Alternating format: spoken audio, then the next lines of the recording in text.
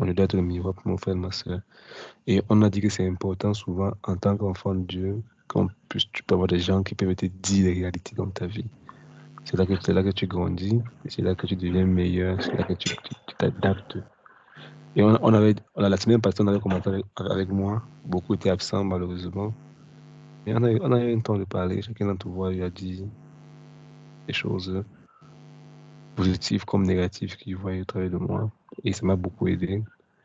Ça m'a permis aussi de prendre le temps de beaucoup réfléchir et d'organiser beaucoup de trucs sur lesquels je suis en train de travailler. Donc, je bénis le Seigneur vraiment pour cela. Donc, la question que je me pose, c'est que est-ce qu'aujourd'hui, on va continuer à être en avance d'abord comme ça, ou bien on continue avec le cours d'aujourd'hui? C'est la question que je me posais. Et je me suis rendu compte un peu que c'est un exercice qui est tellement important pour chacun d'entre nous. Et je pense que, vu déjà que de lundi à samedi, notre emploi du temps est sauvagement serré, on ne va pas se mentir que les programmes sont déjà calés, tout est déjà bloqué. Et je n'aimerais pas que ça interfère dans vos programmes. Comme on a dit qu'on se voit les mardis, c'est que nous allons faire l'effort d'être là tous les mardis. Comme je l'ai dit la dernière fois, la priorité, l'une de mes priorités, c'est cette année, va redevenir en fait la divine nationale. Et par la grâce de Dieu, je compte sur la grâce de Dieu pour que cette année soit encore une année de plus. C'est-à-dire, parce que l'année passée, comme vous m'avez reproché, le fait que j'ai délaissé beaucoup de choses et que j'ai vraiment relaxé sur beaucoup de choses. Pas que j'ai délaissé, mais parce que mon attention était tournée ailleurs. J'ai déployé mon énergie ailleurs. Mais pourtant, je me rends compte en fait que c'était très important pour le Seigneur et aussi pour la suite de ce que Dieu fait au travers de nous, que vous soyez, que l'encadrement continue, que l'intensification ou encore dans le cycle, ce qu'on est en train de faire ne change pas. Donc, cette année, on va beaucoup travailler. On va beaucoup travailler. Pour ceux qui ne nous ont pas encore rejoints, dites-leur que cette année, on va beaucoup travailler, surtout sur l'âme et sur beaucoup de choses. Le Seigneur va beaucoup nous enseigner et nous allons commencer de manière très, très sérieuse. Donc, déjà avec le programme qui va commencer bientôt, le temps de prière et le temps de jeûne, le Seigneur nous accorde la grâce d'aller pendant tout ce temps que nous allons passer dans sa présence. Mais aujourd'hui, on va continuer cet exercice et puis on va essayer de se parler comme une famille, comme des frères et sœurs. C'est vrai que les gens, peut-être ici, qui ne se connaissent pas encore très bien, peut-être de distance et tout, mais ça fait peut-être 1 ou 2 ans qu'on est ensemble. Et pour ceux qui connaissent, on dit qu'on va essayer de parler comme ça. On va faire c'était assez important. Pourquoi? Parce que normalement, aujourd'hui, on devait commencer avec l'identité. On s'en va. Normalement, aujourd'hui, on devait commencer avec l'identité. Quelle est mon identité? Et d'où vient identité? Parce que lorsqu'on dit identité, ça veut dire quoi dans le sens biblique? Ça veut dire quoi dans le sens spirituel? Qu'est-ce que l'identité? C'est ce on va voir aujourd'hui. Rappelez-vous, je vous avais dit que la vie chrétienne, il y a 3 piliers. 3 piliers. 3 piliers. Il y a 3 piliers. Mais il y a 2, les plus importants. Ce qui porte toute la vie chrétienne. 2. Ce que tu auras besoin de chaque jour. Tu auras besoin de ça chaque jour. Jusqu'à ce que c'était. Il y a 2 choses les plus importantes. Que tu auras besoin tout le temps pour être agréable et que l'autoroute du ciel soit toujours ouverte pour toi. Première chose, c'est qu'on avait ton identité en Jésus-Christ. Ton identité en Jésus-Christ est importante plus que tout. Aujourd'hui, on va introduire l'identité peut-être pour 30 à 40 minutes et après on va travailler, on va parler, on va essayer de discuter encore après. Donc l'identité est la chose la plus importante. Parce que je me rappelle que avant un mois, il y avait un devoir que chacun devait prendre le temps de travailler encore. Les choses qui l'ont choqué dans son enfance, les difficultés, les choses qui sont passées et tout ça. J'espère que tout le monde a fait l'exercice. J'espère que tout le monde a fait l'exercice, n'est-ce pas? Mhm. Ok, merci Micheline. A fait. Qui d'autre a fait l'exercice?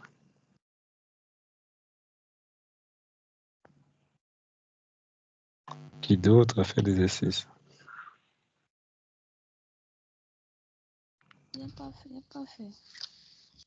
Oh, pourquoi tu n'as pas fait, Corinne?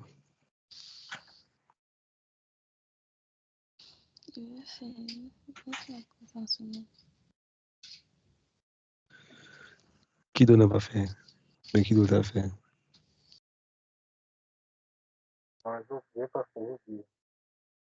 Il y a un autre qui n'a pas fait. Qui d'autre? Tu as fait, on est là.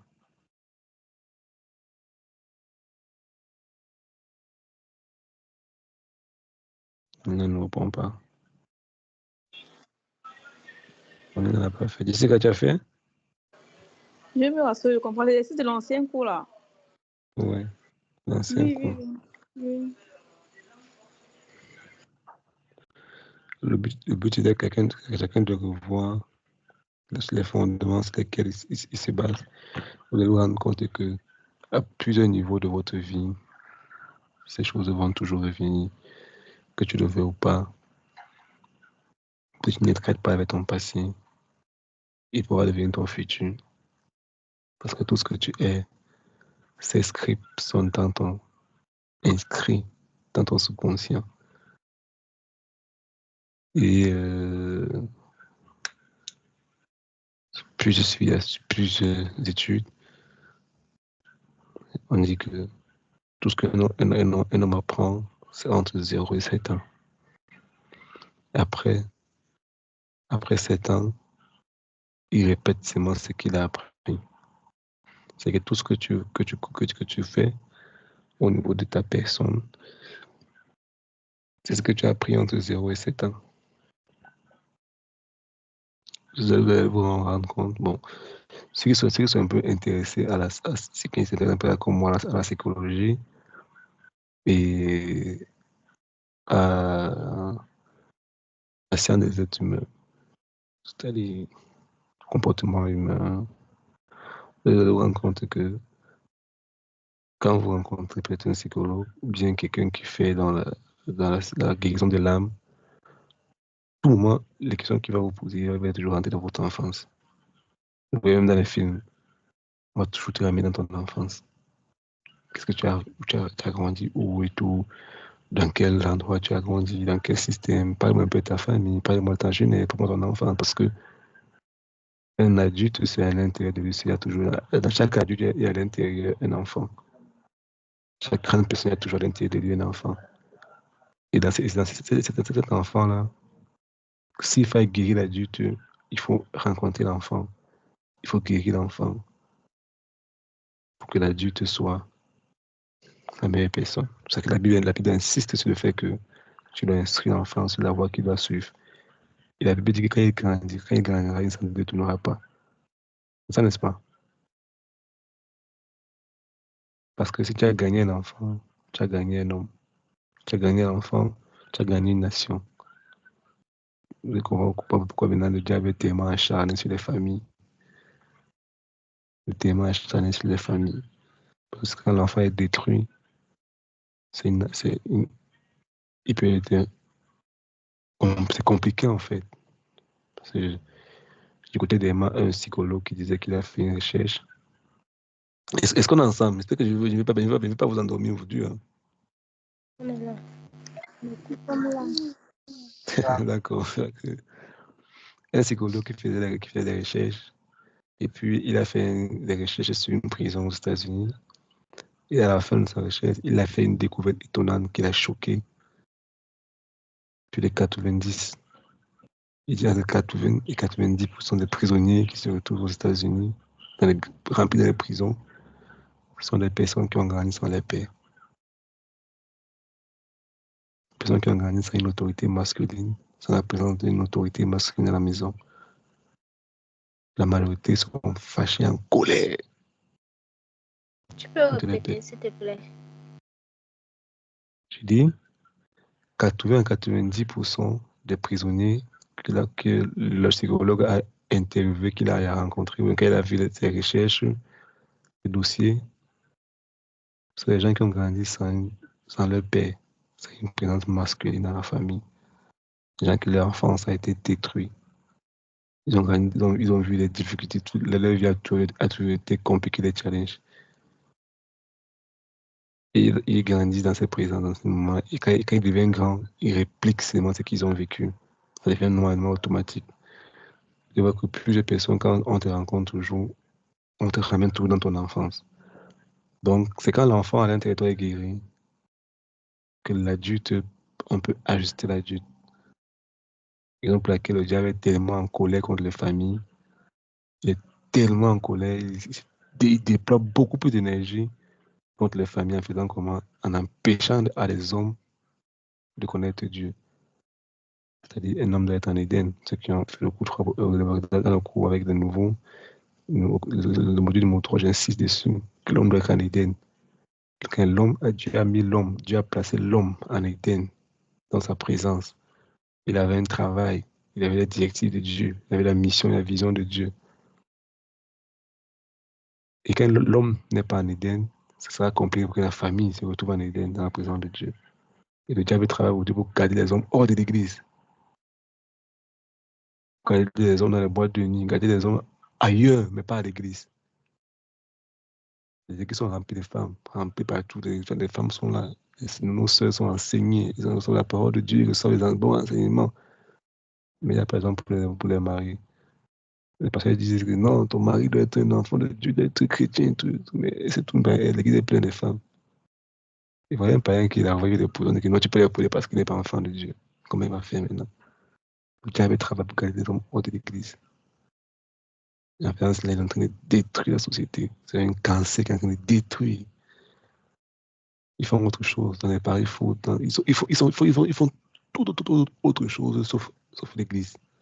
Sauf la présence de Dieu. Bon, pas l'église, sauf la présence de Dieu. Sauf connaître Dieu, sauf chercher Dieu. En faisant ainsi, il est en train de détruire la société. Donc, on parle tout à l'heure du fait que l'âme, c'est important de guérir et rencontrer le petit garçon qui est à l'intérieur de moi, la petite fille qui est à l'intérieur de moi. Quelles sont les expériences qui m'ont choqué toute ma vie? De voir que à la moindre panique que tu vas traverser ta vie, cette personne, cet enfant va faire surface automatiquement. Chaque talent que tu auras, cet enfant va faire surface automatiquement. Tu ne feras pas d'effort. L'enfant va ressortir. Les mêmes peurs vont revenir, l'enfant va faire surface à tout moment. Pourquoi c'est important qu'on prenne le temps pour rencontrer cet enfant et par la grâce de Dieu. Moi, je vous ai raconté l'histoire d'une jeune fille qui a été violée dans son enfance. Parce que dans son mariage, elle a grandi avec ça. Et 15 ans de mariage, elle n'a jamais pris plaisir à avoir des rapports sexuels avec son mari. Son mari, c'est quelqu'un qui aime Dieu. Mais pas avoir des rapports avec sa femme, c'était un combat. Parce qu'elle a eu le dégoût du rapport sexuel parce qu'elle a été violée par un homme dans son voisin dans sa jeunesse. Et pour elle, tous les hommes, bon, elle va à l'église, elle va à Dieu, mais à l'intérieur d'elle, la petite fille qu'elle était, a toujours vu les hommes comme les pourritures, les gens immatures. Comment un homme, 29, 30 ans, saute sur une petite fille comme moi, 6 ans. Qu'est-ce qu'il cherche sur moi? Qu'est-ce qui lui plaît sur moi? Il connaît ma famille, il connaît mon père. Comment il peut faire ça? Les hommes, c'est des pourritures.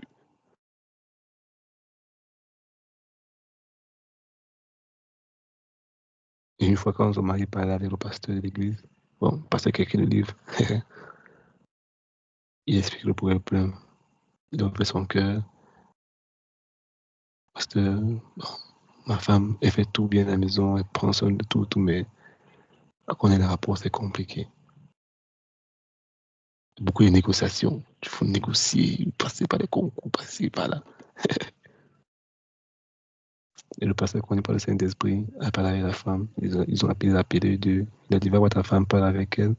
Si elle est d'accord, venez me voir ensemble et puis nous allons en parler. Il est rentré à cause de sa femme, ils ont parlé, qu'on va le passer par rapport à ça. Elle a dit, ok. Ils sont venus à l'église, donc le pasteur. Parce a demandé à son mari d'avoir une séance avec elle. Elle a dit, il n'y a pas de problème. C'est pendant qu'ils sont en train de prier.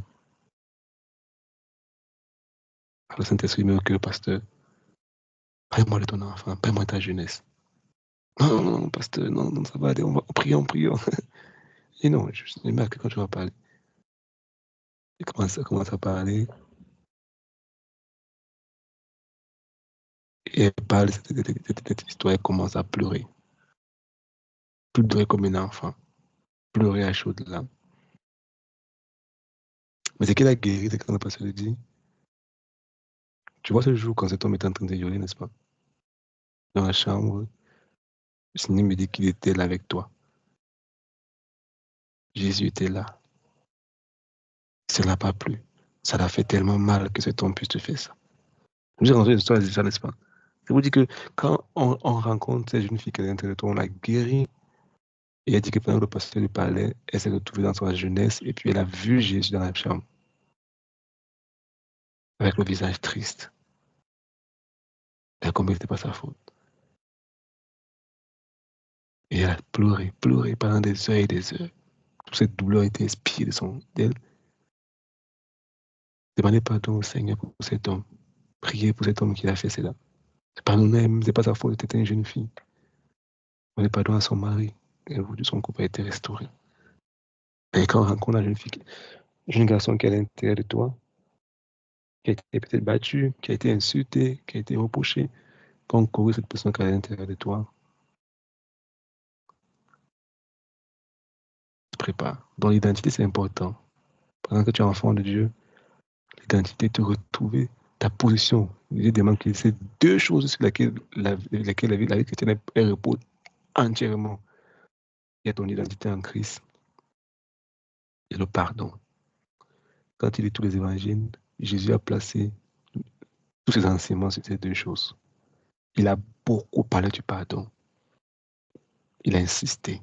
Aimez-vous les uns les autres. Pardonnez-vous comme votre Père vous a pardonné. Si ton frère a fait ceci, si tu as fait comme ça, oh, si tu as fait comme ça, si tu peux prendre ton enfant, tu te racontes ton frère, laisse, va voir ton frère. Parle avec ton frère. Jésus a enseigné, il a insisté. Il nous a ordonné, il nous a commandé d'aimer et de pardonner. Paul, plus tard, dans 1 Corinthiens, nous explique que l'amour se repose sur le pardon. Il n'y a pas d'amour, il n'y a pas de vrai amour sans pardon. Je dis que j'aime quelqu'un quand j'ai mis le niveau à laquelle je vais pardonner la personne, quel est le mal qu'elle m'a fait. Parce que ton amour est toujours évalué par ta profondeur de ton pardon. Quelqu'un qui aime ne pardonne pas facilement. Parce que l'amour, c'est donner. La plus grande chose que tu peux donner, c'est le pardon. On se comprend. Est-ce que là, ensemble?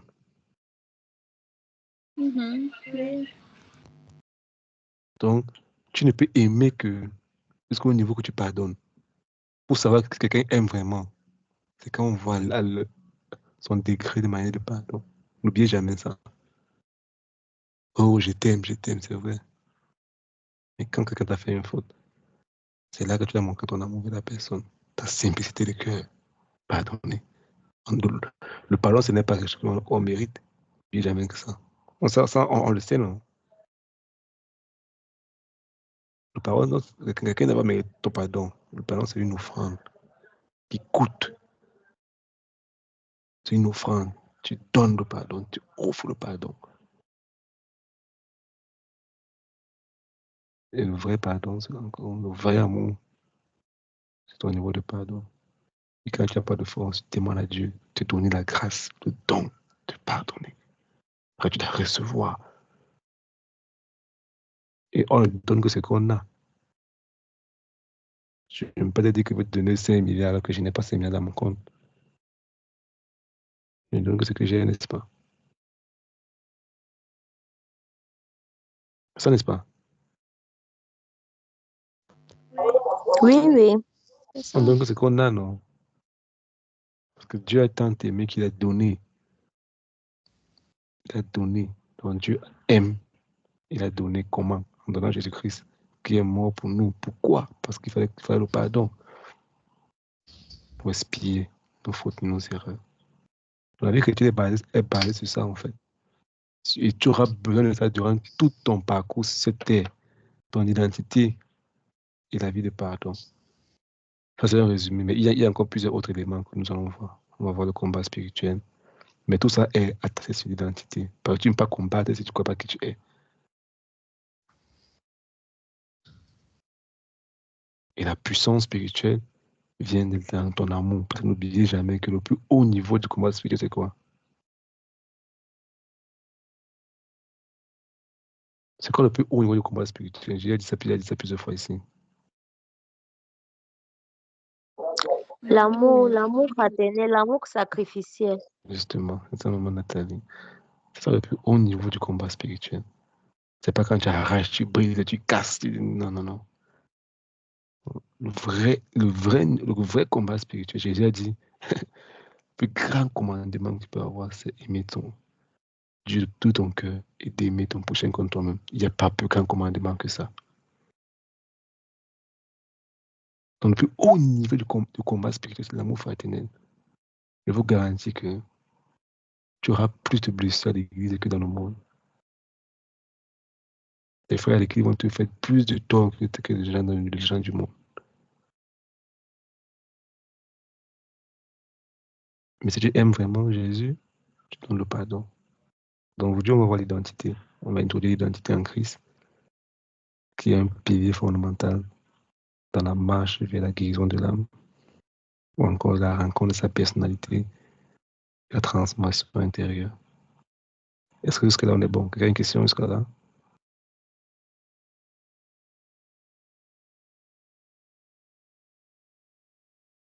Est-ce que jusque-là, on est bon?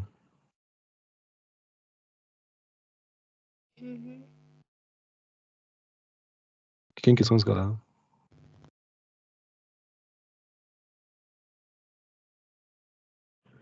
D'accord, pas de question. Donc, dernièrement, on disait que le moteur, ton moteur, le moteur de ta vie, le moteur de ma vie, c'est mon âme. Et tout ce que je sais, tout ce que je fais est reposé dans mon âme. Et dans l'âme, il y a l'intelligence, la connaissance. Dans l'âme, ben vous avez les grands étudiants, hein. C'est pas si je voulais que je fais les PowerPoint et puis je partage et tout. C'est important ça.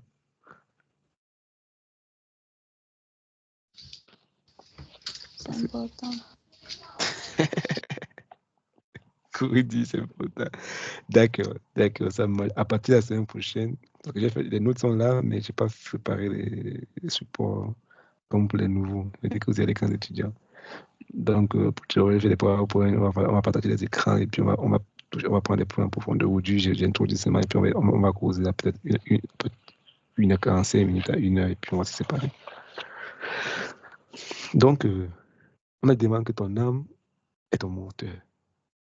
Et l'état de ton âme, c'est l'état de ta vie. Une âme en bonne santé, c'est une belle vie. C'est comme quand tu vas, comme j'ai mon voisin congolais ici qui me disait tellement que les gens les plus heureux du monde, c'est les pygmées. Ils sont dans les champs là, il n'y a pas de problème. Ils mangent les racines avec les maniocs, ils font les chasses.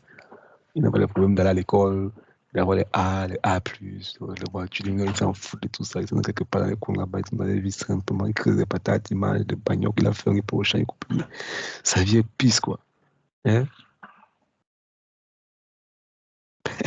Il est heureux dans son monde. Parce que quand ton âme prospère, c'est ainsi que ton âme du prospère. Si ton âme ne prospère pas, tu ne peux pas prospérer. Mais tu dois être en bonne santé. Que tu prospères ainsi que prospère l'état de ton âme. Si ton âme ne prospère pas, tu ne connaîtras jamais la joie. Tu ne seras jamais heureux. Si ton âme n'est pas heureux, tu n'apprends pas à être heureux dans ton âme, à te contenter de ce que tu es, ce que tu as. Et ce qui gagne ton âme sont tes attentes, ce que tu veux vivre, ce que tu veux expérimenter sur la terre qu'on a le ciel. Mais il y a une autre chose qu'on appelle, en anglais on dit delayed gratification. Je sais pas comment le mot en français. J'étais en train de lire en anglais. Désolé.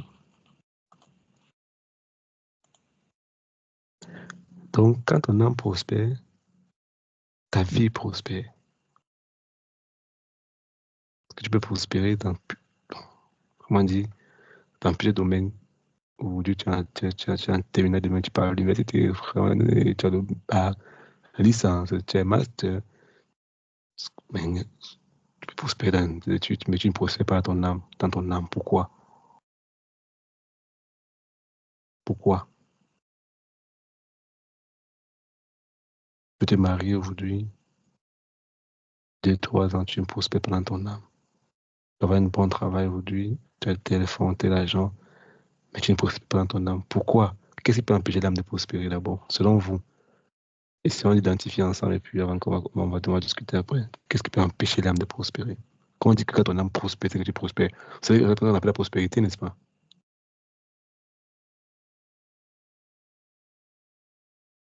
Non, Vous savez, qu'est-ce que c'est la prospérité? non, je ne connais pas exactement ce que c'est. Oh my God. J'ai une idée.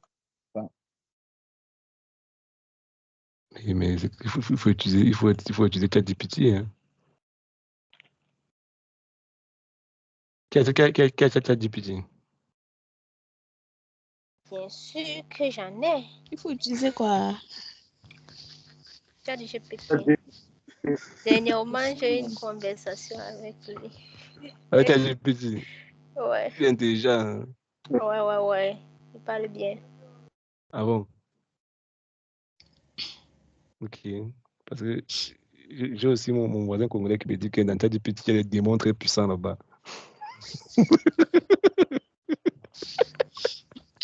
Bref, je ne vais pas faire de commentaires. Il me dit que ChatGPT. Que comment ça, l'ordinateur peut parler comme ça quand il est intelligent? C'est nul. Attends, lui, il n'utilise pas ça, même pour l'école. Bien sûr qu'il utilise, il dit que comment l'ordinateur peut être aussi intelligent. Mais s'il y a les démons qui n'utilisent pas, alors, laisse. Non, moi, il dit que c'est rapide et c'est un esprit. Il me dit que c'est rapide et démon. Et comment il peut être intelligent comme ça? Il connaît tout. Tu demandes des problèmes, il te répond avec précision. C'est un problème. C'est un temps de la fin, non? Et même si tu prends quelqu'un au temps de Jésus, tu l'as mis dans cette génération, il va te dire qu'il est fou. Donc, quand on parle de prospérité, en fait, on parle à un état où tu n'es pas, en fait, tu te sens sans limitation, tu te sens heureux. On s'en parle un peu. Quand on dit que tu es en train de prospérer, ça veut dire que tu te sens accepté. Maintenant, si c'est qu'on veut voir, en fait, sur la pyramide de Maxwell, on connaît la pyramide de Maxwell ici, là. Qui connaît la pyramide de Maxwell?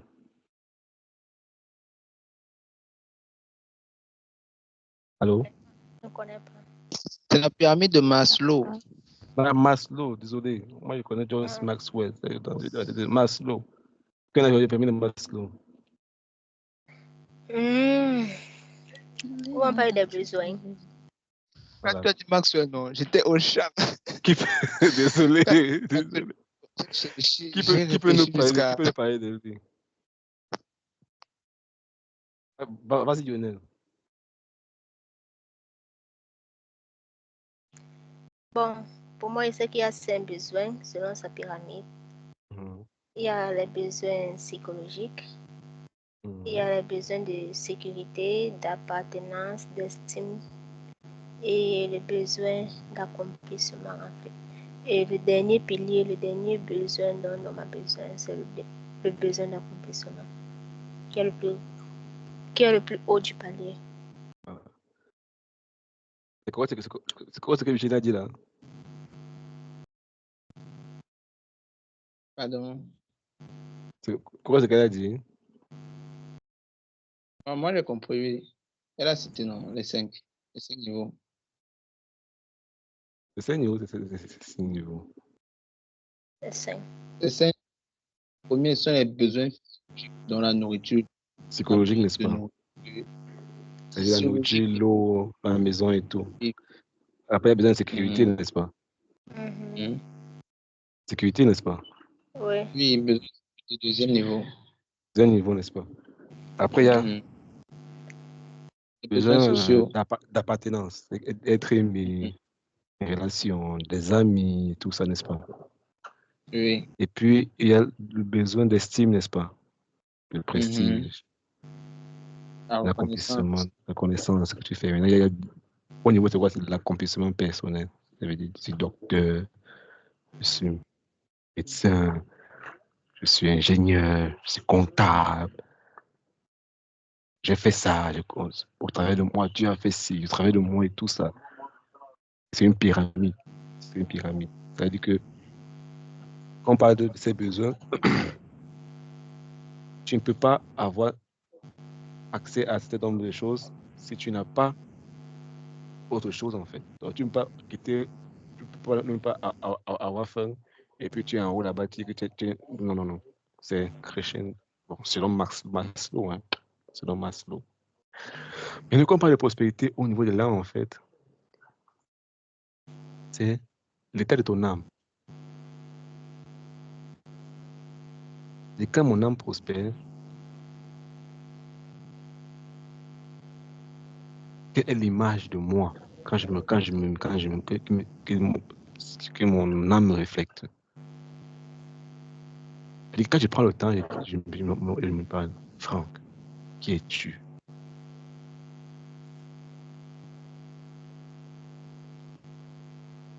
Quelle est mon image de moi?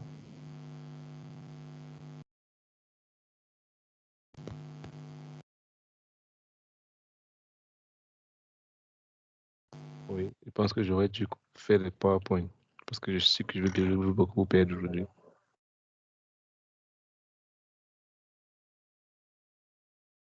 Quelle est l'image de moi quelle est l'image que je me reflète en moi-même quand je me regarde au niveau de mon âme? Parce que quand on parle de la possibilité au niveau de ton âme, ici on parle en fait de ton image personnelle que tu te reflètes. Quand tu passes du temps avec toi-même, qu'est-ce que tu te dis? Que penses-tu de toi-même au niveau du service, au niveau de ta simplicité de la vie? N'oublie pas que l'âme est le siège de l'être humain. L'âme est le carrefour de ta vie. Plusieurs fois, je vous ai expliqué cela que ce qui gagne ton âme, c'est ce qui t'a gagné, n'est-ce pas? Ce qui gagne ton âme, c'est ce qui t'a gagné. C'est ce que normalement un homme est censé faire. Quand un homme veut une femme, il cherche à gagner l'âme de la femme. Mais on se rend compte aujourd'hui que l'âme des femmes devient de plus en plus facile. iPhone 16, iPhone 15, et puis l'âme est partie. Petite attention comme ça, l'âme est partie. Et puis l'âme est partie. C'est fini.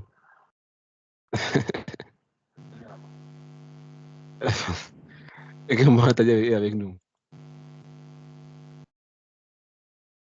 Oui, je suis là, tonton Franck, je suis là. Ok.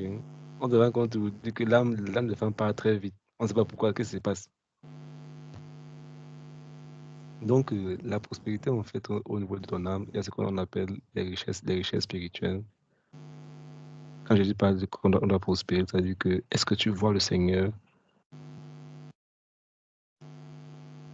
Est-ce que les richesses spirituelles pour toi, avant de parler de ça, quand on parle de la prospérité, ça veut dire que c'est où tu as focalisé ton attention, quelles sont tes attentes, quelles sont tes demandes.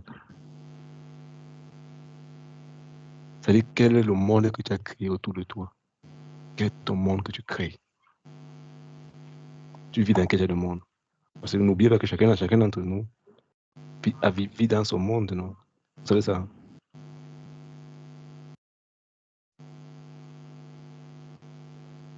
Est-ce que nous savons que chacun d'entre nous a son monde à lui? Imaginez. Bien sûr, tu as ton monde dans lequel tu vis. Et les gens avec qui tu marches, les gens que tu penses qu'ils appartiennent à ce monde, au même monde que toi. Et les gens avec qui tu es communié, tu es en contact, les gens avec qui appartiennent à ce monde-là. Chacun d'entre nous a ce qu'on appelle dans sa sphère d'influence, dans son petit monde à lui, il a son monde à lui avec l'image. Vous savez qu'on se met ensemble en fonction de nos croyances personnelles à l'intérieur de nous. Évidemment, il y a cela 1 mois et demi, c'était un séminaire ici à Moscou. Et puis, on nous avait invité. C'était un truc qui était purement social. Moi, ça m'a beaucoup intéressé. On était des gens de différents pays. Il y avait des Africains, il y avait des Américains, il y avait des Indiens. Il y avait des Asiatiques. On s'est retrouvés. Et ils ont fait avec nous une expérience sociale, ça veut dire. Ils ont remis à chacun d'entre nous avait une carte. C'est une magnifique expérience. Je vous conseille de faire ça. Quand on va se voir un jour, une retraite, on va faire ça. C'était magnifique. Chacun d'entre nous, on nous a remis une carte. Chacun d'entre nous avait une carte. Et la carte, là, en fait, c'était de sorte que c'était une image. En fait, chaque carte était dans son verso avec une image.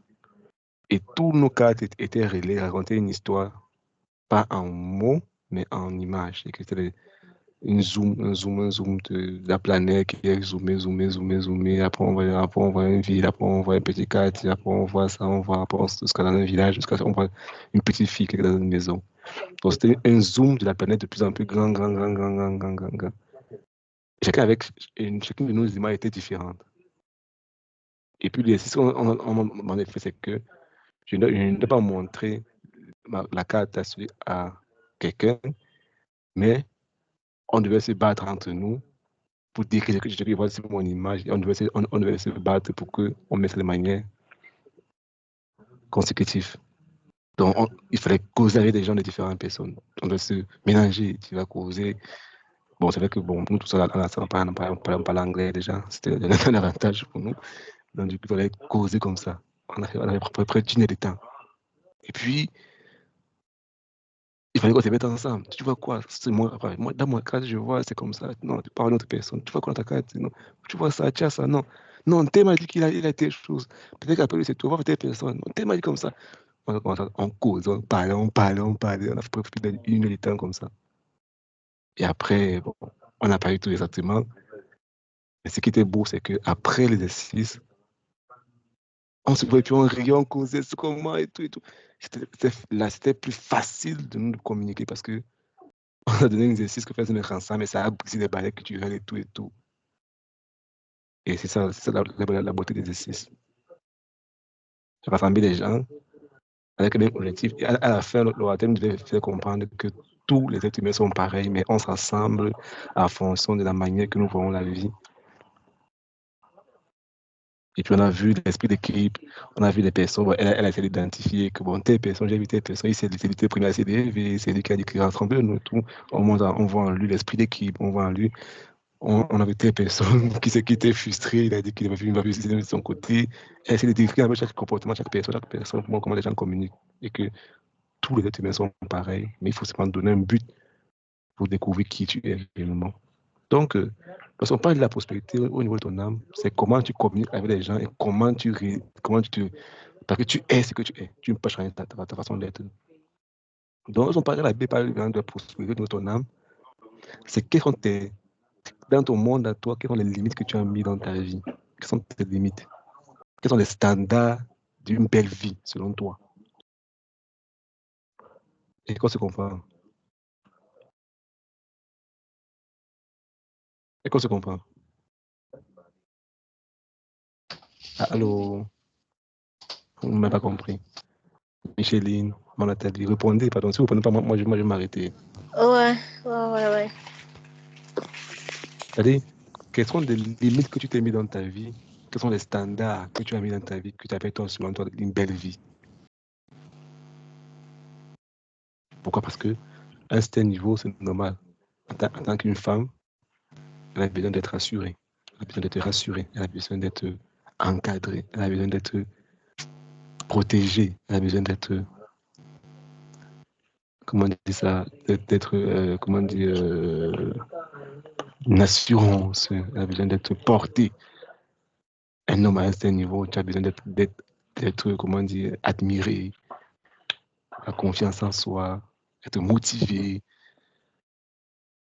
Mais quand on parle de la prospérité, maintenant, de là, on parle de qu'est-ce que sont les standards, selon toi, d'une belle vie.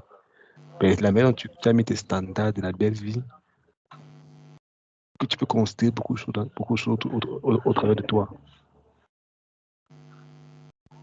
Bon, moi, je serais heureux si j'étais marié, si j'avais des enfants, si j'avais une voiture, si j'étais comme ça. Tu t'es mis des standards.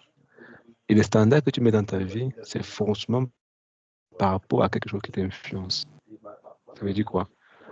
Là, ça a été prouvé que si tu prends un enfant de 2 ans, hein, le Congolais, c'est vraiment...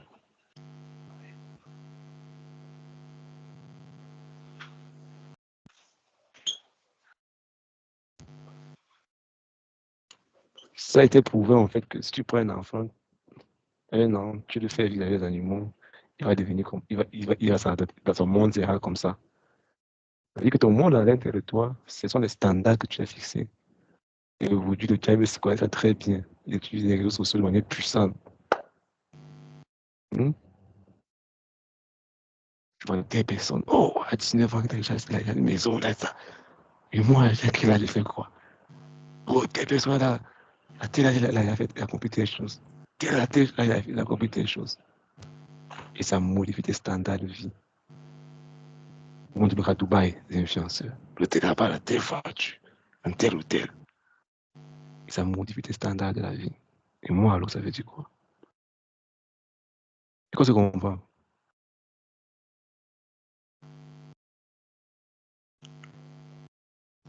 C'est trop calme aujourd'hui. Hein. J'ai l'impression que c'est ma voix qui fait comme ça. Ce que tu dis, on réfléchit, non? On pense en même temps. En fait, on analyse encore les mots. On est qu'à l'introduction. Ça veut dire que ce sont des standards. Enfin. Ce sont tes standards de bonheur que tu t'es fixé, que tu vis selon cela. Et si vous voyez bien, Jésus-Christ, avec ses disciples, quand je fais l'introduction, on m'a entré dans les récits bibliques, on m'a parlé de ça. Avec les disciples, Jésus les a prévenus. Il a dit, si vous marchez avec moi, vos vies ne seront pas pareilles. Il a dit, prenez la décision. Tu dois abandonner tout. Tu dois mourir. Laisser tout. Et que ce sont mes standards à moi. Le bonheur qui doit être tes standards à toi. C'est que moi, je dis que c'est bien pour toi, que tu dois accepter, que tu dois reparamétrer tes standards de vie. Et si tu n'abandonnes pas ta famille, ton père, ta mère, toute autre chose, si tu ne renonces pas à toi-même, tu ne peux pas être mon disciple. Parce que le chemin sur lequel je t'amène, c'est un chemin que c'est moi seul qui connais les contours de tout. Et je ne te force pas. Je ne te force pas. C'est toi qui dois prendre la décision de cela. Mais je te garantis qu'avec moi, ça ne sera pas facile. Mais la fin sera magnifique. T'inquiète pas. Ça ne sera pas difficile. Si tu fais ce que tu es demandé de faire, de renoncer aux standards du monde, de renoncer à la pression que le monde nous influence, nous impose. Et un matin, j'allais à l'église. J'allais à l'église et puis, bon, comme l'église ici, là, c'est en plein centre-ville, j'ai vu une petite fille. Quand je vois la fille, la fille russe, là, elle peut avoir, je pense qu'elle a atteint 24 ans. Elle était dans une grosse voiture comme ça, BMW. Elle est passée au sa bam, je la regarde, elle gare. Et puis je la regarde, je dis, mais Seigneur, c'est qu'il y a d'êtres humains qui sont que nous. C'est pas une être humain comme moi. Pourquoi on a l'impression que pour nous, c'est aussi compliqué? Donc, bizarrement, le Seigneur ne m'a pas répondu ce jour. Le mec qui me répond. Mais c'est pas le même être humain. Mais qu'est-ce qu'il a fait pour passer la voiture?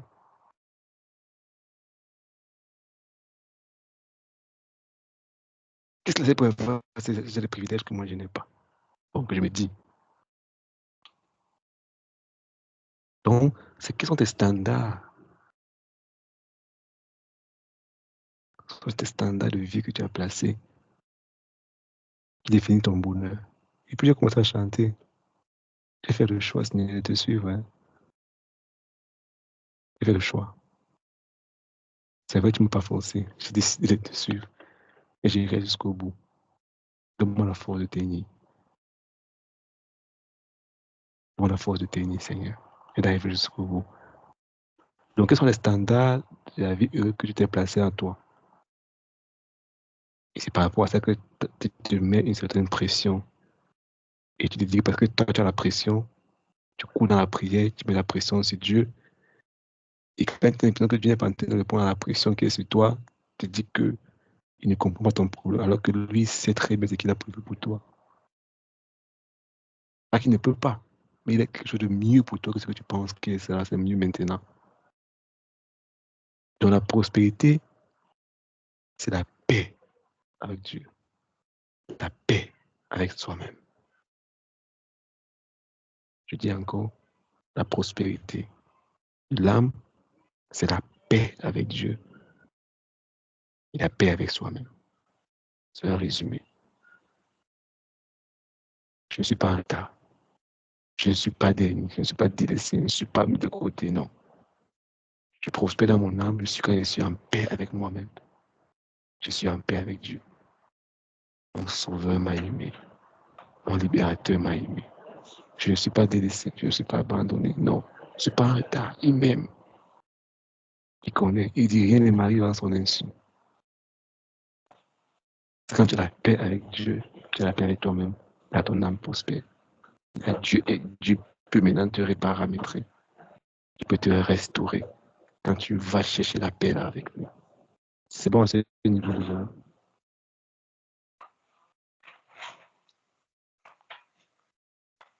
Est-ce que ce cas-là, c'est bon déjà? Ouais, pour moi. Allô? C'est bon pour moi.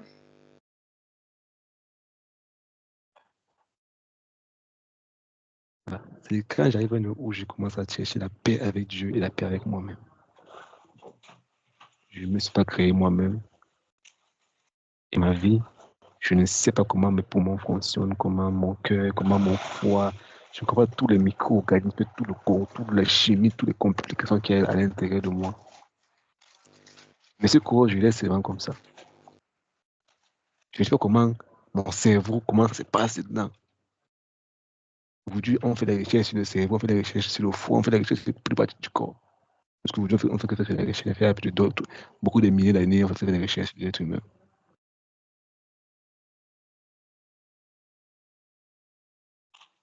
Tu dis quoi, Lionel?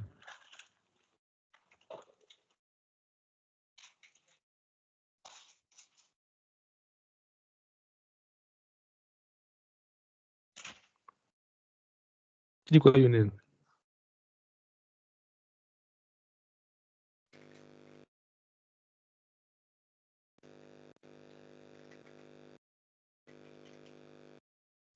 Son micro est fermé. D'accord, j'ai compris son question. Donc, je disais tout à l'heure que c'est quand tu es en paix avec toi-même et tu es en paix avec Dieu. Tu redéfinis tes besoins, tes attentes sur le Seigneur. Parce que Paul a dit, bien-aimé, j'aimerais que tu prospères à tous égards, comme prospère l'état de ton âme. Tu sois en bonne santé.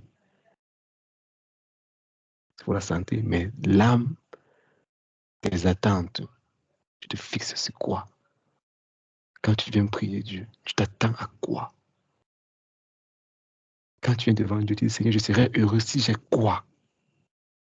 Quelles sont les bases, les fondements de ma bénédiction, de ma bonne humeur? Quelle est la source de ma paix, de ma joie? Quel est le cri de mon cœur?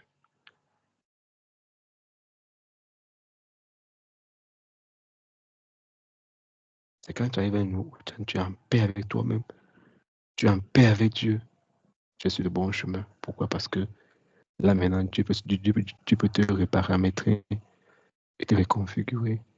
Et tu arrives à un niveau où maintenant tu es ce qu'on appelle l'agile entre les mains du potier.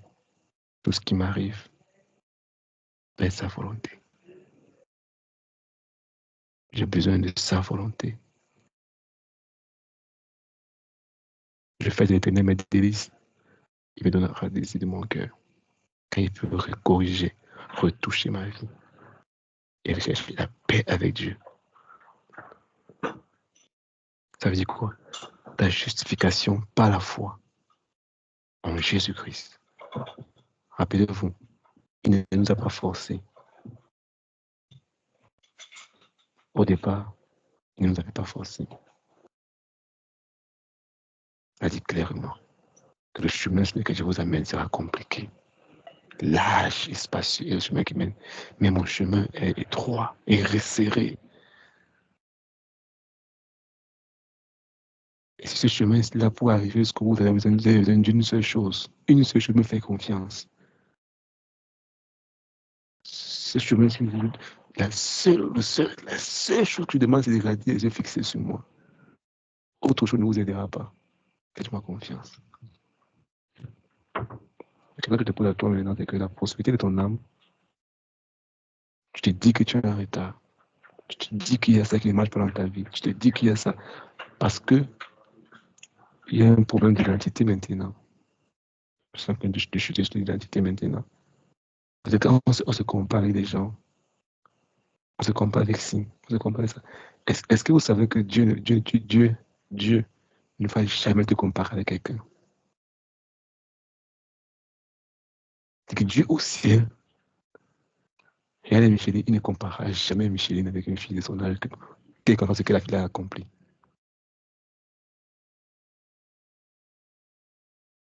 Tu ne compares jamais Jessica, jamais Corinne.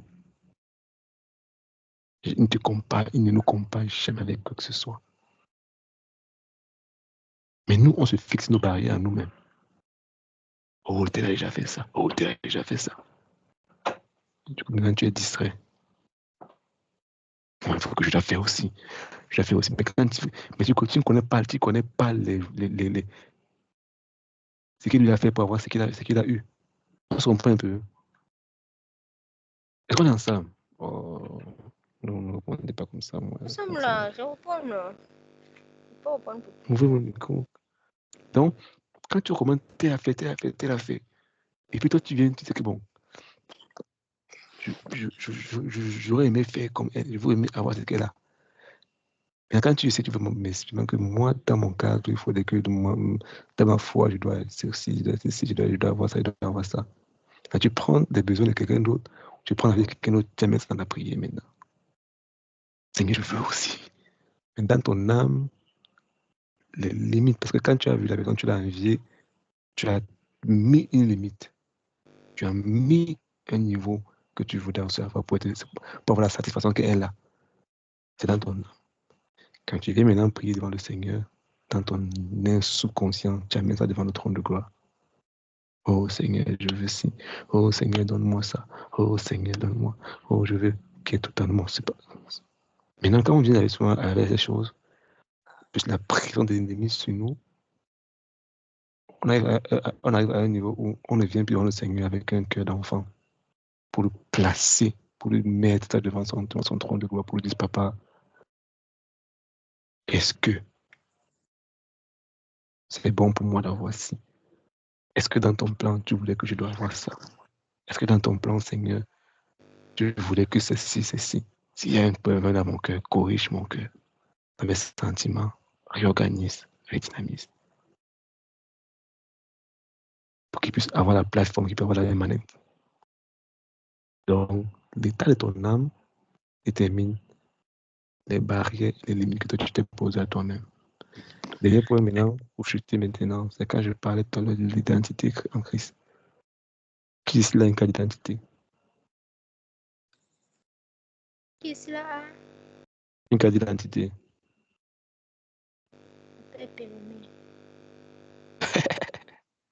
Mais tu en as quand même. Tu as un passeport.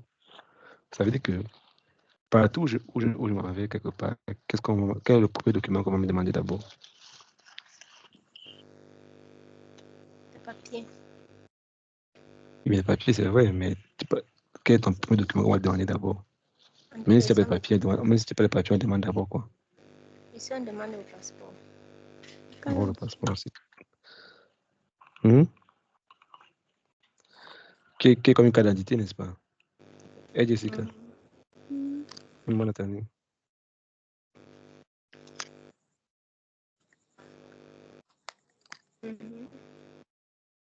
Et quelles sont les informations qu'il y a sur la carte d'identité? Les données biométriques. Oui, mais il n'a pas ton nom, non? Le français, là, il faut Mich. Donner quoi, moi? Biométrique, non. Non, je ne connaissais pas, maman.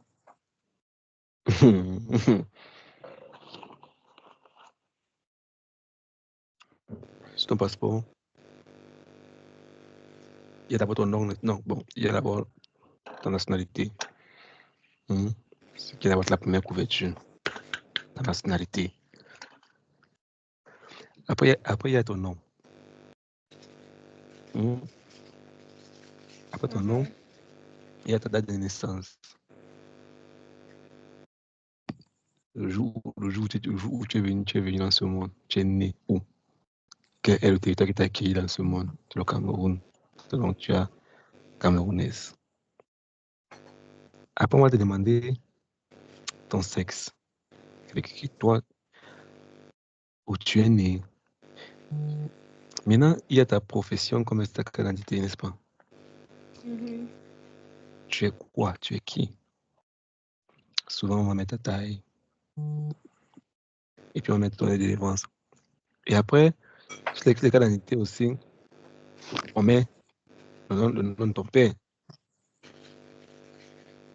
La carte d'identité. Bien sûr, il n'y a pas le nom du père, c'est ça? Non.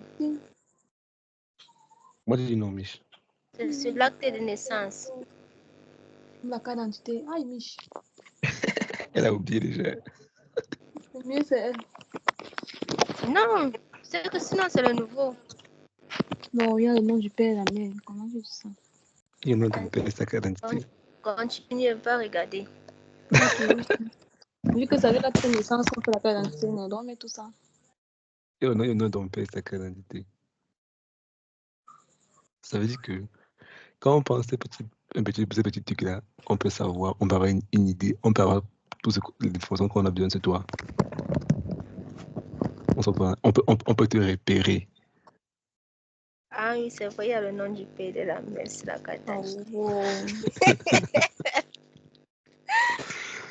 Là, je ne savais pas qu'elle fait le nom. On met ça dessus. Je ne savais pas. On met dessus ta carte d'identité. Maintenant, comparant ton identité spirituelle, il faut ton nom.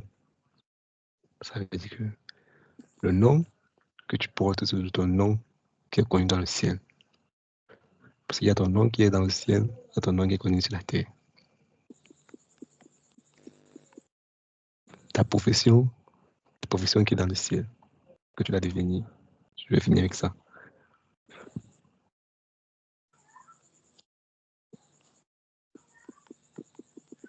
Ton origine, d'où tu appartiens à quel royaume, lumière ou ténèbres. Et ça, c'est ton identité. Qui t'a engendré? Tu viens d'où? D'où tu viens? On va parler de ça. Dieu, j'ai déjà dit qu'il y a deux pères, n'est-ce pas?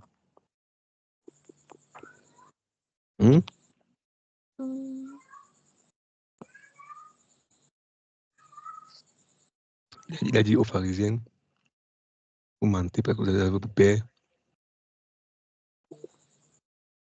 Vous avez pour père qui?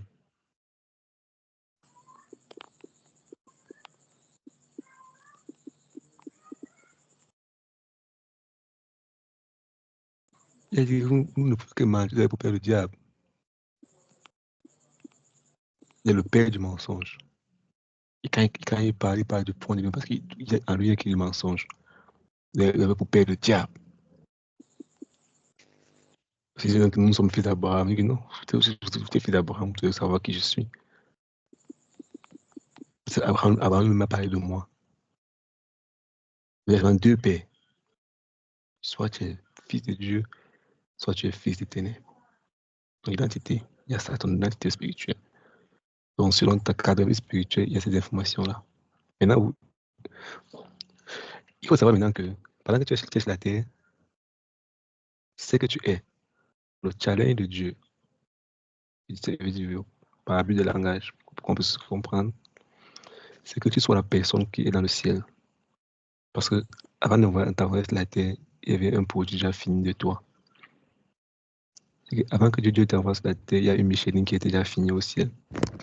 Il y a une Corinne qui est déjà finie au ciel. Il y a une Manathalie qui est déjà finie au ciel. Ça veut dire quoi? Dans la Bible, quand l'ange est apparu, je prends l'exemple de Gédéon. Comment l'ange a appelé Gédéon?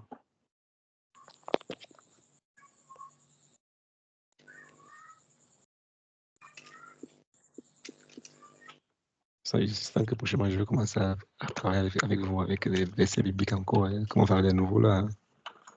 Donc c'est important. Moi je me dis que vous avez, je sais que vous avez déjà une certaine, je sais que vous avez déjà une certaine connaissance de la Bible. C'est moi, c'était une histoire. Je vais prendre ça comme ça, continuer, c'est mon histoire. Comment l'ange a appelé Gédéon?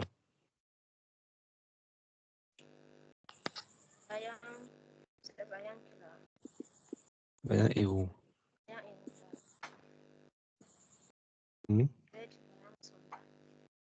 Vaillant héros. Là, Gédéon, il dit vaillant héros. Gédéon dit qui est vaillant héros? On a dit que toi, bien sûr. Moi, non, je suis. Il doit quand même décrire son identité. Je pense qu'il faut qu'on lise ça. C'est important. Allons-y dans Juge chapitre 6.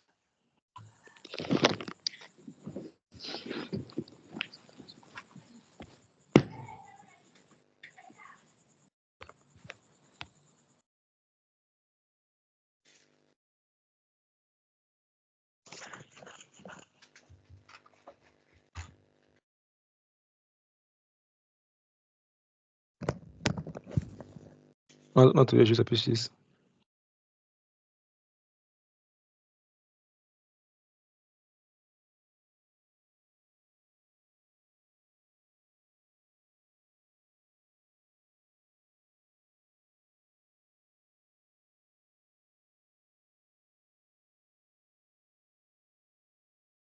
On est ensemble là? Tu es trop timide aujourd'hui. Oui. Hein?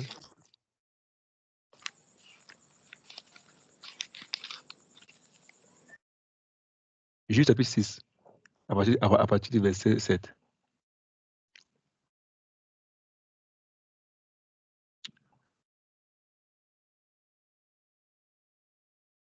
Bien, allons-y à partir du verset 11. On est ensemble? Celui qui a trouvé peut lire pour nous. Hein?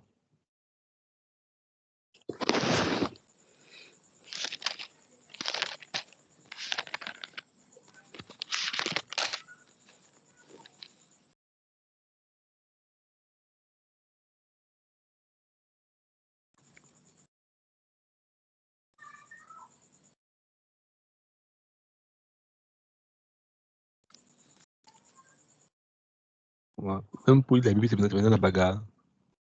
Vous n'avez pas vos Bibles à côté de vous. À partir du verset. Attends, donc, on fait quoi? Vous laissez vos Bibles loin dans les sacs. Hein? Vous m'écoutez parler, c'est ça? Oui, je suis le verset. 6 ou 11. Gédéon 6, à partir du verset 11. Juge 6, verset 11. À partir du verset 11. À partir du verset 11. Puis vint l'ange de l'Éternel, et il s'assit sous le térébinthe d'Ophra, qui appartenait à Joas de la famille d'Abiézer. Gédéon, son fils, battait du froment au pressoir pour le mettre à l'abri de Madian. L'ange de l'Éternel lui apparut et lui dit: L'Éternel est avec toi, vaillant héros. Gédéon lui dit: Ah, mon Seigneur, si l'Éternel est avec nous, pourquoi toutes ces choses nous sont-elles arrivées?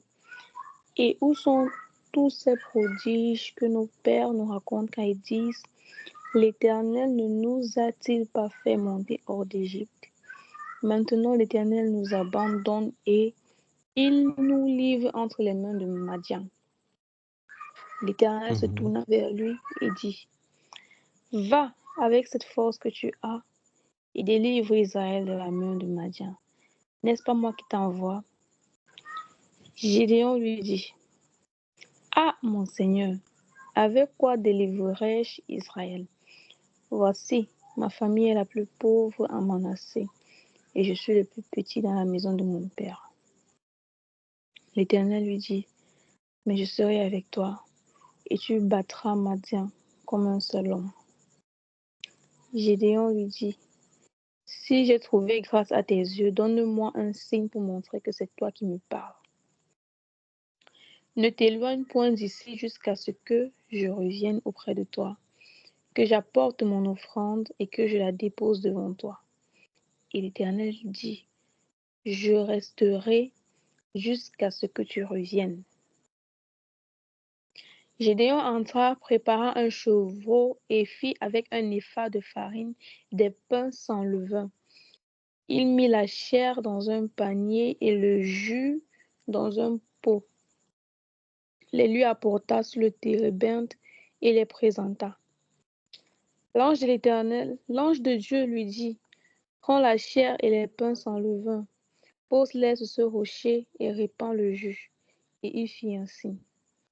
L'ange de l'Éternel avança l'extrémité du bâton qu'il avait à la main et toucha la chair et les pains sans levain. Alors, il se leva du rocher un feu qui consuma la chair et les pains sans levain. Et l'ange de l'Éternel disparut à ses yeux.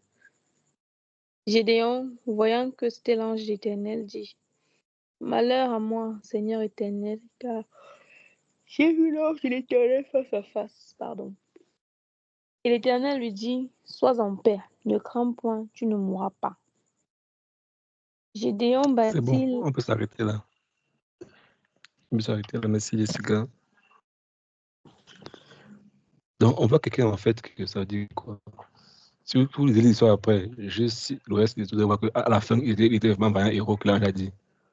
À la fin, il était vraiment un héros. Ça veut dire quoi? Quand Dieu te voit, il t'appelle pas ton nom qui est connu au ciel. Au ciel, Gideon est vaillant héros. Alors, ouvrez vos micros, me répondez, pardon. Et on connaît comment le nom du ciel? Il faut encore parler qu'on répond d'abord et puis qu'on pose des questions. Ah, je sais pas si On pose des questions après. On va poser des questions après. C'est-à-dire que là, on est venu nous voir et puis là, on a donné le nom qu'on connaît au ciel avec. Il est vaillant héros. Et là, il n'a pas donné une autre force. Il a dit, va avec la force que tu as. Et tout est déjà en toi. Mais qu'est-ce qui passe dans ce verset? La Bible dit que là, apparaît Gédéon, on l'appelle vaillant héros.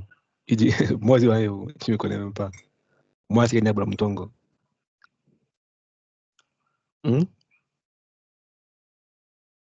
C'est ça, non? C'est Lionel. Là, dit que moi, il est bel, vaillant héros. Et puis, qu'est-ce qui passe? Il commence d'abord à dire qu'il n'est pas ce que Dieu a dit en fonction de ce que son environnement est. Et on lui dit, ah Seigneur, si tu étais avec nous, pourquoi tout cela nous arrive-t-il?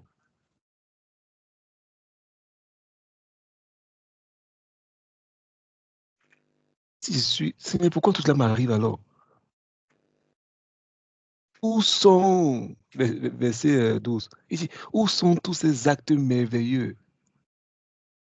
Ce que nos pères nous racontent, nos pasteurs, Dieu fait ci, Dieu fait ça. Les témoins, parce que Seigneur, si tu es là avec moi, mais pour c'est où? Tu me dis que tu m'as appelé à ça, mais je ne vois pas.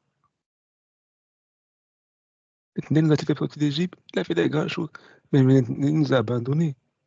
Il nous a livrés entre les mains de la pauvreté, du manque, du souci, de la peur, de l'inquiétude, de l'incertitude. Il nous a livrés entre les mains. Et voilà ce que le Seigneur dit. Le Seigneur ne l'a pas. C'est moi, pourquoi tu parles comme non? L'ange tourne encore et lui dit, Va.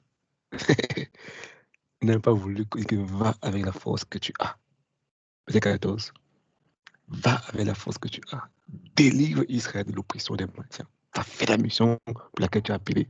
Le ciel t'a suscité pour cela. Va faire ta mission sur la terre. Non, il n'a pas le micro te donner. Il connaît ta fin. N'est-ce pas moi qui t'envoie? Je dis, on lui dit, voilà. Maintenant, je dis, maintenant, décris son identité maintenant. Donc, on lui donne son identité du ciel. Que tu es vaillant héros. Il donne son identité à lui maintenant. Verset 4, verset 15. Jean lui dit, ah Seigneur, avec quoi devais-je faire? Mon clan est le plus petit de Manassé. Je suis le plus petit de ma famille, l'enfant de mon père. Il décrit son identité. Je ne suis rien, je suis zéro. Moi, c'est là. Il décrit son identité comme Moïse a fait.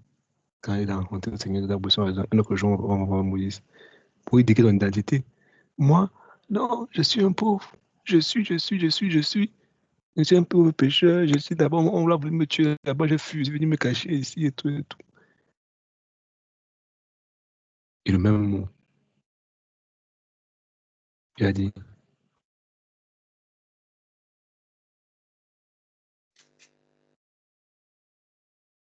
je serai avec toi et tu battras les mendiants comme si ça s'agissait d'un seul homme.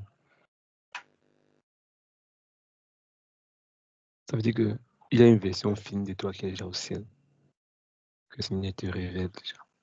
Maintenant, le plus dur, c'est que tu dois arriver à cette personne-là. N'oubliez jamais que dans le monde spirituel, tout est constant. Dans le monde spirituel, tout est constant. C'est mon dernier point. Dans le monde spirituel, tout est constant. Quand tout est constant, ça veut dire qu'il n'y a pas de barrière dans le monde spirituel. Il n'y a pas aujourd'hui, demain, après-demain. Non. Tout c'est la même chose dans le monde spirituel. Dieu est hors du temps. C'est qu'il y a une version finie de toi qui est dans l'éternité. C'est quand l'ange apparaît, l'ange n'est pas là pour lui dire, là, il lui dit qu'il est déjà. Fin et va, la force, tu as la force, il est en toi. On te connaît aussi comme ça. Dans l'éternité, tu es connu comme ça. Tu es ça. Il n'est pas venu de te dire que oh, ton père, il s'en fout de ça. Il dit que tu es. On se comprend un peu. Donc, quand l'ange apparaît, l'ange apparaît pour lui dire qu'il est déjà. Tu es. Si tu crois cela, maintenant le challenge que tu as, que nous savons, c'est d'entrer dans notre dimension éternelle sur la terre. C'est ce que Jésus vient nous dire. Père, je les ai enseigné ta parole avec qu'ils te connaissent. Avec qu'ils connaissent la vie. La vie éternelle, c'est quoi? C'est qu'ils te connaissent, toi, le vrai Dieu. Donc la vie éternelle, c'est une vie d'éternité qu'on commence sur la terre. On devient la personne qu'on est au ciel, sur la terre. Mais, vous voyez dans toute la Bible, quand tu rencontres un homme, il doit d'abord faire comment ton identité. Il t'annonce toute ton identité. Quand il a rencontré Paul sur le chemin de Damas, il a annoncé à Paul son identité. C'est toi que j'ai choisi pour délivrer mon peuple. Je t'appelle pour faire ça. Il donne ton identité qui est connue au ciel, apôtre. On a vu avec Joseph, tout petit garçon, il donne son identité. On a vu avec David, il donne son identité. On a vu avec les fils d'Abraham, pendant qu'ils sont dans le ventre, Jacob, on donne l'identité qui est connue au ciel.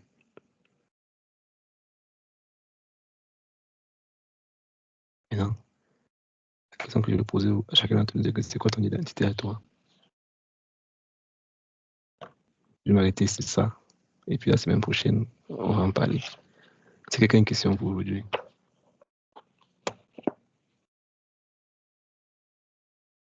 Quelle question?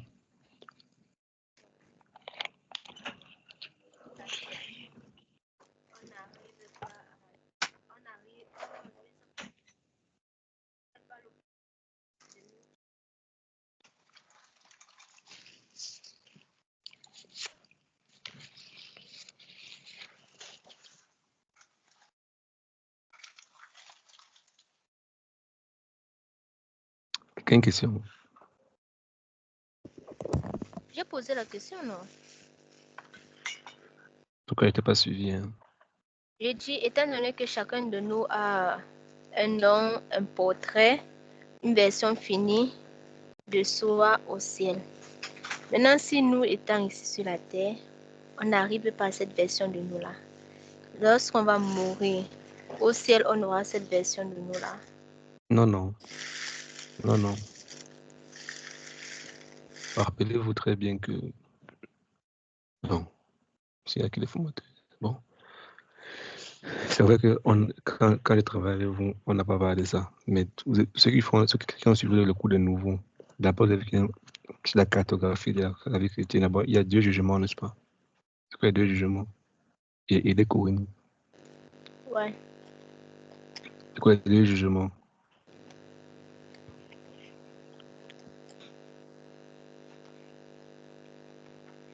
C'est quoi les 2 jugements?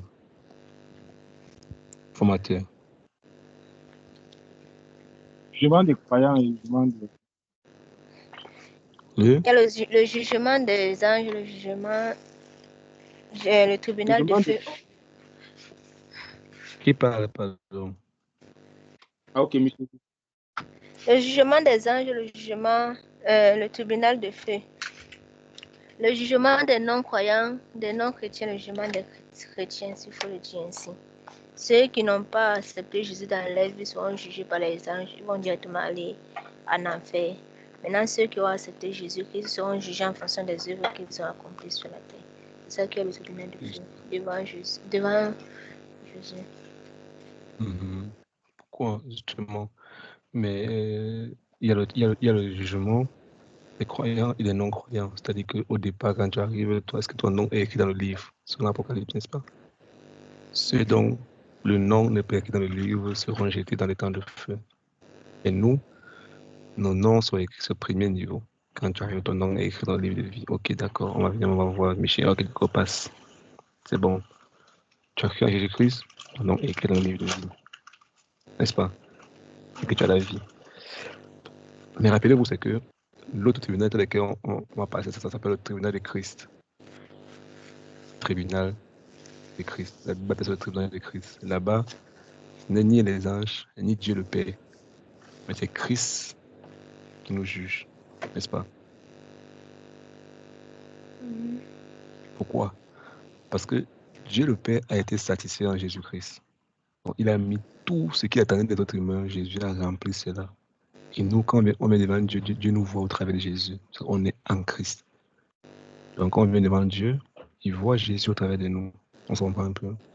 Jésus était l'homme parfait. Et toutes les fois qu'on vient devant Dieu, Dieu nous voit au travers de Jésus. Jésus, c'est pour ça que le coup prochain, on va parler de l'identité en Christ. Ou Dieu a parlé de l'identité. Donc, quand on vient devant Dieu, il nous voit au travers de Jésus. Parce que Jésus est l'homme parfait. Il était accepté. Il a rempli toutes les conditions. Donc, quand nous, on va passer le premier niveau, qui est les anges, on aura dans le tribunal de Christ que Jésus lui-même va nous juger en fonction des œuvres qu'il a voulu manifester au travers de nous.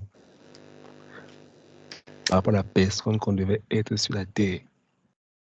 On l'a empêché de faire ci, on l'a empêché de faire ça. Ça s'appelle le tribunal de Christ maintenant. Et c'est là qu'il y aura les récompenses en fonction de ce que tu as fait. La personne que tu es devenue sur la terre.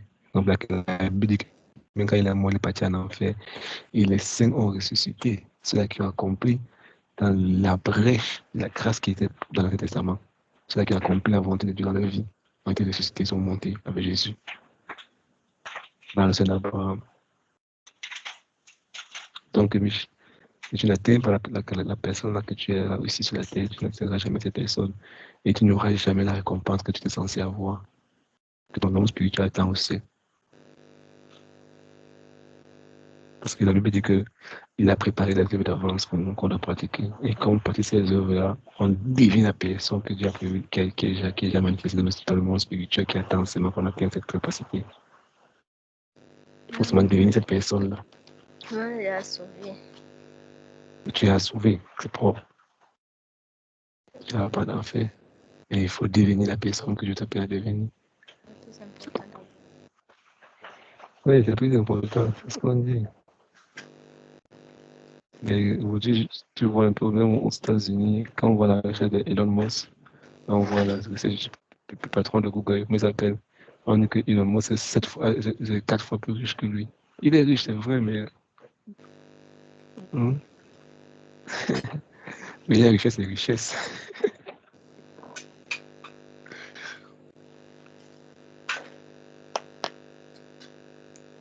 Autre question. Je sais qu'on va poser une question tout à l'heure. C'est quoi ta question? Oh, maman, ça va. Merci. Et mais oublié même. J'ai oublié C'est quoi la noter. question?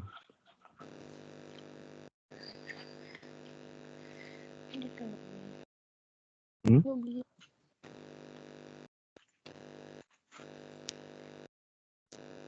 Quelle oubliée.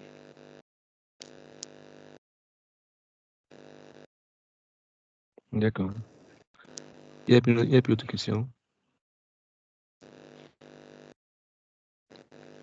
Moi, une question. Hein. Ok, Mich. Peut-être ma question elle est bête. Mais quel est le plus important? Le fait d'hériter, le fait d'avoir le salut ou le fait d'avoir la récompense? Le plus important, c'est d'être la personne que Jésus t'appelle à être. Le salut n'est que le début.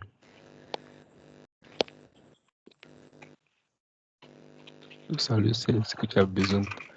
La naissance, c'est de devenir cette personne-là. C'est comme un enfant. Le fait de naître dans une famille.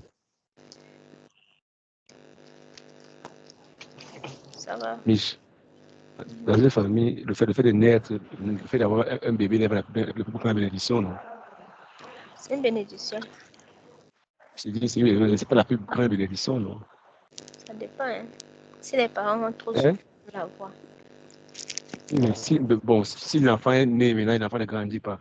L'enfant a 8 ans, il est comme un bébé de 2 ans. Il chie sur lui, pisse sur lui. Ouais. Hein? L'enfant ne grandit pas. Tu vois un enfant de 12 ans, il est assis à la maison, il est là. Et qu'elle a sa première bénédiction pour la maison. Elle devient un fardeau pour toute la famille. Parce qu'à 12 ans, il est censé prendre soin de lui, il est censé marcher, tout ça, le toilette lui-même. Mais il est pisse sur lui, chie sur lui, fait toutes les bénédictions sur lui. Est-ce qu'il a une bénédiction pour la famille? Il ne sert plus à rien. Il n'est pas il a un fardeau pour la maison. S'il ne grandit pas, il ne devient pas un homme, il ne devient pas quelqu'un de complet, il n'est pas une bénédiction. On n'est que dans le premier niveau. Et si tu es bébé à 20 ans, 30 ans, tu es tout bébé. Tu comprends? Hein? Qui est plus bénédiction pour la maison. Mais quand tu es né, on applaudit, oh, le bébé est arrivé. Oh, tu vois un enfant, 12 ans, 15 ans, il est tout là, il marche pas, il ne fait rien. On doit l'habiller, on doit lui laver, on doit changer ses besoins. Ça devient fardeau pour la famille, c'est plus bénédiction. La naissance n'est que la porte ouverte, la naissance. Mais tu dois grandir, tu dois devenir mature. Et tu dois maintenant travailler pour la maison. Tu dois œuvrer maintenant pour la maison qui t'a mis au monde. Et enfanter aussi. Et continuer à l'aimer.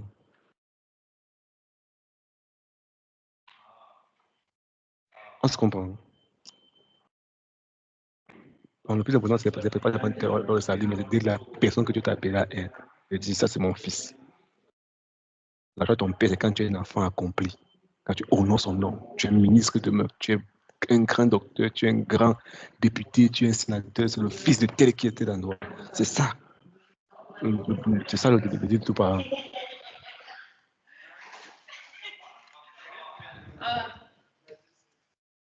C'est ça le désir de tout parent. Pas seulement d'avoir un enfant, c'est d'avoir un enfant qui est accompli, qui reflète, qui fait plus que lui. Dans la loi naissance n'est que la naissance. Mais tu dois être la personne que Dieu t'appelle à être. Je ne sais pas si tu as posé la question, Mich.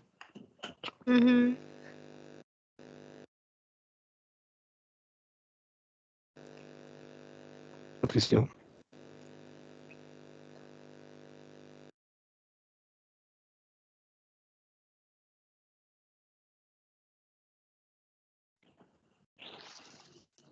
autre question? Pour finir, on a pu vu ce qui empêche l'âme de prospérer. Mais j'ai parlé de ça, non? J'ai introduit ça. On va voir ça en profondeur plus tard. J'ai parlé que la paix, c'est quand tu es en paix avec toi-même et en paix avec Dieu. Selon tes limites que tu t'es basé. Et tu ne prospères pas quand tu prends autre chose que Dieu n'a pas prévu. Tu amènes ça dans le plan de Dieu. Tu demandes ça à Dieu. Je ne sais pas ce qu'il a dit à Ève. C'est quand Gédéon dit qu'il veut être adorateur, comme David est devenu roi. Et puis il a dit que tu es vraiment un héros, il dit qu'il veut être roi. Le chante la harpe. Que tu donnes n'a pas comme David. Mais s'il voulait être roi. Mais Gédéon était avant David, non? Ça, j'ai dit. Ça, j'ai bien dit que. Bon, je prends un exemple banal. Je n'ai pas dit que c'est ce qu'il a fait.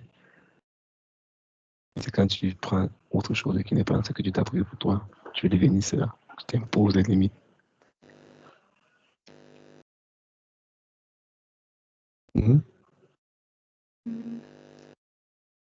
Bien comme Abraham a eu une enfant à 100 ans. David a tué Goliath à 17 ans. C'est la volonté de Dieu. Dieu est souverain. Il fait comme il veut. On le bénit. On lui dit merci.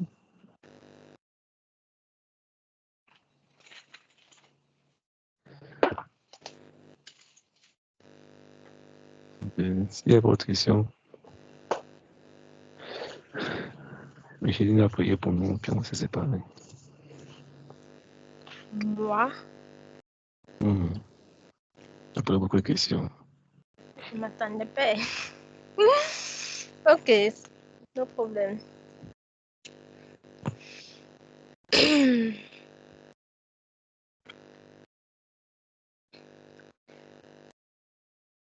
Père,